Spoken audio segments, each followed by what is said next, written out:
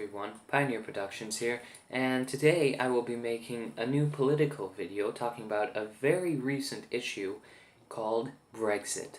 And I truly do hope that you enjoyed this video. Thank you very much. As many of you will know, Brexit is essentially the process in which the United Kingdom, aka Great Britain, will exit the European Union on March 29th, 2019, which, as of now, is a little over a month away. As you know, this has been a highly controversial issue, as many elites have found that they don't quite like the result, and have been doing everything in their power to try and stop or at least delay Brexit in one way or another, whether that involves implementing one of those stupid deals which would actually see the UK become a slave state to the EU, or simply delaying it for whatever reason possible. And to say the least, this has quite frustrated the process, to say the least. It has been over 2 years since the referendum took place, and what has happened since then? Pretty much nothing, except a bunch of arguments between the right and the left about how Brexit should be executed and when it should happen. So those seem to be the main issues that are currently being discussed. Now, Brexit is set to happen, and it's set to be on the no-deal scenario, which many are saying is at this point the best scenario for Brexit, as it would allow the UK to be given total independence over its monetary policy, its immigration policy, and many other things. And all of this can be achieved with a no-deal Brexit. However, the elites, who are very strongly tied to the EU, are trying to sabotage this by implementing one of those deals, which would essentially mean that the UK would stay in the customs union and would still follow the immigration laws and the monetary policies of the European Union. The only difference being that they wouldn't have parliamentary representation in the European Parliament.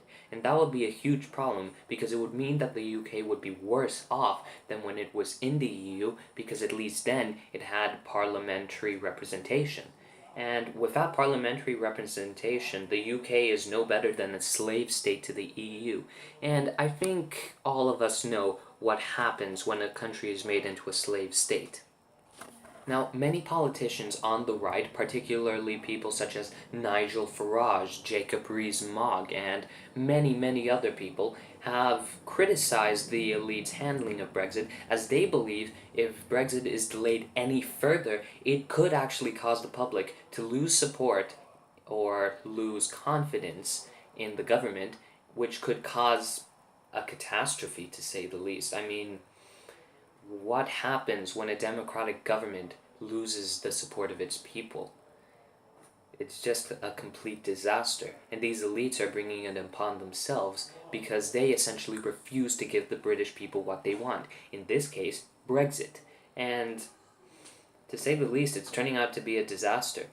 And I do have some good news, however, on this issue. With Brexit looming ever closer, it has been shown that the majority of people would actually support Brexit, because now it has been shown that the elites give zero craps about the working class, the middle class, the ordinary British worker. And this has resulted in a massive shift of support from the big two parties, the Conservatives and the Labour Party, and it has shifted it to two new parties. Well, when I say two new, I only mean one new party, the Brexit Party. It is essentially a splinter group of UKIP, the UK Independence Party. It was formed by Nigel Farage, and it currently has 100,000 signatures of people who want to join. And this is astronomical. I haven't heard of a single political party that has seen this kind of a surge in membership only so long after it was formed. In the case of the Brexit Party, only a few days. And I think this just shows where the loyalties of the British public lie, with the right-wingers, with the nationalists, with the pro-Brexiteers. And who can blame them, to be honest? The elites have completely abandoned them.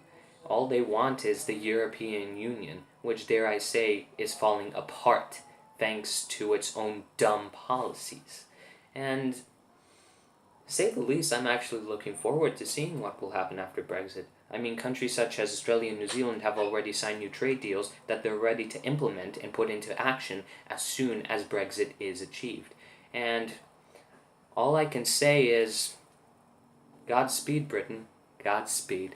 I truly hope that you get the Brexit that you want, and I truly hope you win your independence back. And I do hope that you regain the glory that you once possessed when you were a great power and ruled a vast empire across the earth. So, that's all I have to say on Brexit for now. Tune into my next video where I will be talking about the European Union, nationalism, and maybe even a little about economics. I truly hope that you enjoyed this video, and I would also like you to like it, subscribe, and maybe even comment on it. Tell me what I could improve, tell me what else I could talk about in my next few videos. So, this is Pioneer Productions, over and out.